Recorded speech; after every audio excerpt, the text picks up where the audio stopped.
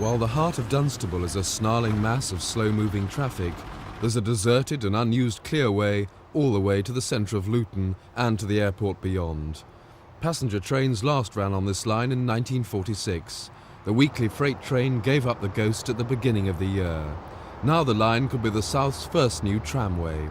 With an eye to a valuable asset, Luton's bus company have hired a top firm of consultants to examine turning the dead line over to trams. At this moment in time, environmentally, it's more acceptable, pollution-free, etc., and it is seen as an innovation for the future. To do nothing with it is a terrible waste. It really is. It's doing nobody any good, apart from providing some perching places for the birds, which I suppose is welcome. The trams seem an expensive option. Why are trams so attractive these days again? Because, in the first place, they're electric, so they're quiet, they don't have fumes, they're very high capacity.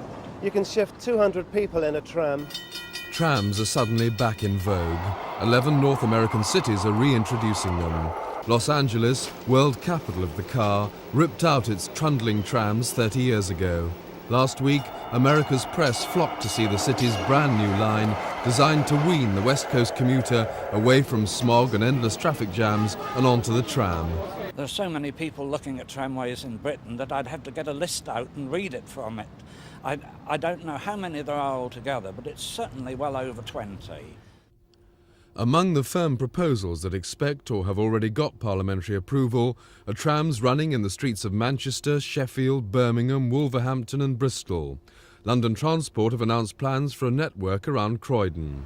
So there's plenty of precedent for Luton's trams.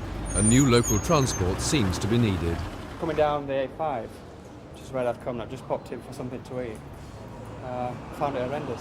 They're proposing to introduce a tramway between Luton and Dunstable using the old railway. What do you think of that? Well, I think that'd be a good idea. And the bus company are confident they could run the trams. I think we've got the competence to turn a hand to anything that involves moving people. That's our business, and I'm sure we can do it quite admirably.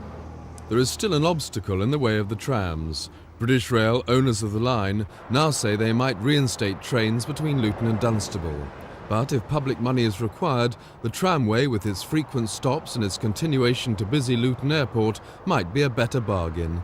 Either way, the area will benefit. Simon Neve in Luton for Thames News.